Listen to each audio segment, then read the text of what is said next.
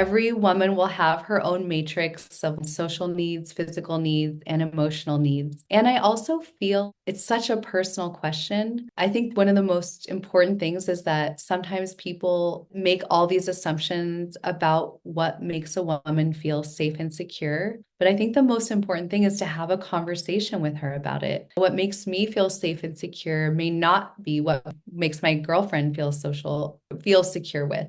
And so, for example, some women love on the first or second date to be bought dinner or bought coffee, and they feel really insecure and kind of out of sorts if the man doesn't offer to pay for the full experience. Whereas other women feel incredibly insulted when a man tries to pay for their food or for that first or second date. And the reason that they feel that is because they feel the man is just trying to do that to get something from them. And then they might feel obliged to feel that pressure. And so I think the most important thing that we can give each other is to really have conversations about what makes people feel safe and secure and to not shame them about it. We've all been raised by our care providers, and they sort of set the template for how we feel safe and secure, for better or worse. I say that. I think that it's individual to each woman, and a really secure man will look for those cues and look for those places where he checks in with her. I love it when people ask, "Hey, how do you want to do dinner? Do you prefer to buy it, or will you be offended if I expect you to buy it?" Right? So really